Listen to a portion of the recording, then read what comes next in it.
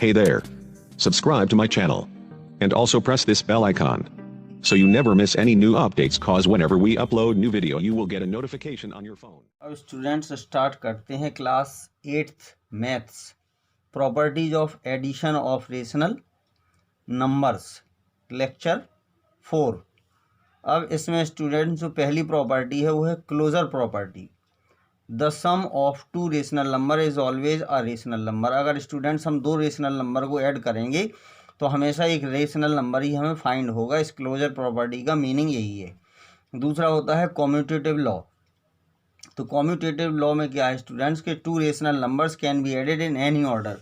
अगर दो rational number लिखे हुए हैं तो हम उनको किसी भी ऑर्डर में ऐड करेंगे तो यानी तो वो आपस में इक्वल होंगे। जैसे ये है, मान लीजिए 1/2 एक एग्जाम्पल है और 1/3।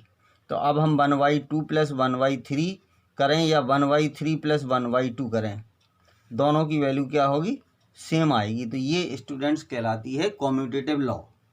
तो commutative law of addition follow करता है, यानी दो नंबर का अगर हम एडिशन करेंगे तो उनका ऑर्डर चाहे जो भी हो वो इम्पोर्टेंट नहीं है, दोनों सेम आएंगे।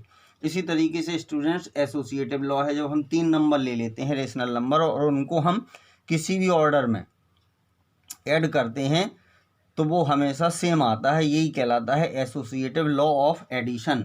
While adding three rational numbers they can be grouped in any order for any three rational numbers. तो ये a/b प्लस c/d पहले ऐड करेंगे प्लस e/f, फिर बाद में दो नंबर को ऐड करें फिर उसमें थर्ड नंबर ऐड करेंगे तब भी उनकी वैल्यू क्या होगी स्टूडेंट, सेम रहेगी। तो ये हमारा एसोसिएटिव लॉ है। फिर इसके बाद है एग्जिस्टेंस ऑफ एडिटिव आइडेंटिटी।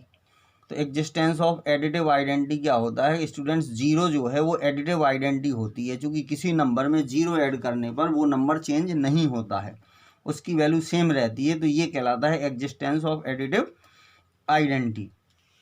फिर आता है एग्जिस्टेंस ऑफ एडिटिव इनवर्स। अगर स्टूडेंट्स दो नंबर को ऐड करने पर अगर टोटल जीरो आए तो उसमें से एक नंबर जो है वो दूसरे नंबर का एडिटिव इनवर्स कहलाता है। फॉर एग्जांपल जैसे 2, इसमें हम -2 को अगर ऐड कर दें तो हमें जीरो आएगा। तो -2 is the additive inverse of 2, यानी 2 का जो एडिटिव इनवर्स है स्टूडेंट वो -2 होगा और -2 का जो एडिटिव इनवर्स है वो 2 होगा। तो इस तरीके से ये प्रॉपर्टीज़ थी। अब इसके बाद एक्सरसाइज स्टूडेंट एक्सरसाइज 1C। तो ये स्टूडेंट्स RS अग्रवाल की बुक है मैथ्स की क्लास 8। अब इसमें स्टूडेंट जो एक्सरसाइज 1C है इसमें ये दिया गया है कि add the following rational numbers. तो अब इन नंबर को स्टूडेंट्स ऐड करने के लिए देखिए, add the following rational numbers -2/5 and 4/5। ये आप क्लास 6 में भी ऐसे क्वेश्चन स्टूडेंट्स कर चुके हैं, इसमें आपको कोई प्रॉब्लम नहीं होनी चाहिए। देखिए डेनोमिनेटर सेम है तो ये आ जाएगा 2/5, क्योंकि -2 + 4 तो ये 2 आएगा, -6 -4 तो -10/11। तो ये ओरल क्वेश्चन है, तो 1C का फर्स्ट आप कर लीजिए। इसी तरीके से स्टूडेंट ये सेकंड है कि add the following rational numbers 3/4 and -3/5। तो अब इस केस में क्या है स्टूडेंट्स, डेनोमिनेटर सेम नहीं है तो पहले आप डेनोमिनेटर सेम करिए और फिर इसके बाद इनको सॉल्व करिए। थर्ड से हम आपको बताएंगे, थर्ड क्वेश्चन से। तब इसमें स्टूडेंट थर्ड क्वेश्चन में क्या है कि वेरीफाई द फॉलोइंग। अब इसको हमें स्टूडेंट्स वेरीफाई करना है।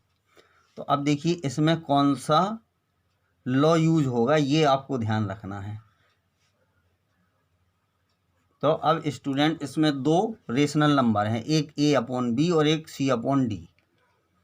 अब वो प्लस में लिखे हो या माइनस में, दोनों प्लेस पे आपको देखना है कि जो इधर लिखा -12/5 वो यहाँ लिखा कि नहीं लिखा। तो अब इसमें हमने ये पढ़ा था स्टूडेंट्स कि a/b plus c/d is equal to c/d plus a/b। So by दी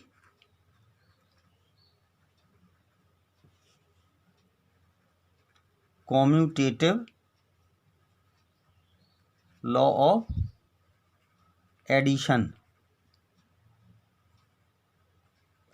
तो अब स्टूडेंट्स हमें पता है कि ए अपॉन बी और प्लस सी अपॉन डी बराबर C upon D plus A upon B होता है, तो वही यहाँ लिखा है स्टूडेंट। देखिए A upon B C upon D, फिर सी अपॉन डी और प्लस ए अपॉन बी लिखा है, तो इसलिए क्या है, वेरीफाई है। इसको स्टूडेंट सॉल्व करने की ज़रूरत नहीं है, क्योंकि ये लॉ हमें बता रहा है कि ए upon B plus C upon D is equal to C upon D plus A upon B होता है। तो देखिए ए अपॉन बी यहाँ लिखा, -12/5 -12/5 यहाँ भी लिखा है। अगर ये साइन इधर उधर हो जाता तो प्रॉब्लम होती।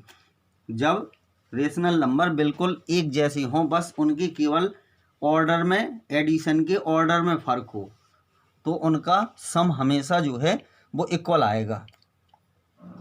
सो by the commutative law of addition we can say, या ऐसे ही लिख दीजिए कि माइनस, या we can verify -12/5 plus 2/7 is equal to 2/7 plus -12/5, बस लिख दीजिए हैंस वेरीफाइड। उसको सॉल्व करने की ज़रूरत नहीं है। तो ये स्टूडेंट इसमें 4 क्वेश्चन है, बाकी 3 आपको बस केवल ये लैंग्वेज का ध्यान रखना है कि ए अपॉन बी प्लस सी अपॉन डी, सो नहीं लिखिए स्टूडेंट्स, ये लिख दीजिए ब्रैकेट में by the commutative law of addition, फिर इधर आ जाएगा सो वी कैन से इतने इक्वल टू इतने हैंस वेरीफाइड। तो इस तरीके से इसको करना था। तो अब इसमें बाकी और जो 3 है स्टूडेंट्स वो आप अपने आप करिए।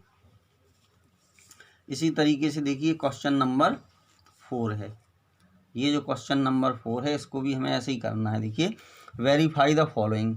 अब यहाँ पर स्टूडेंट्स 3 नंबर आ गए, ए upon B, C upon D और ई अपॉन एफ। अभी हमने 2 रेशनल नंबर वाले को वेरीफाई किया था, अब इसमें 3 रेशनल नंबर आ गए। तो स्टूडेंट्स 3 रेशनल नंबर जो होते हैं वो एसोसिएटिव लॉ ऑफ एडिशन में होते हैं। तो अब इसके सॉल्यूशन में हमें ऐसी स्टूडेंट्स इसको लिखना है कि by the associative law of addition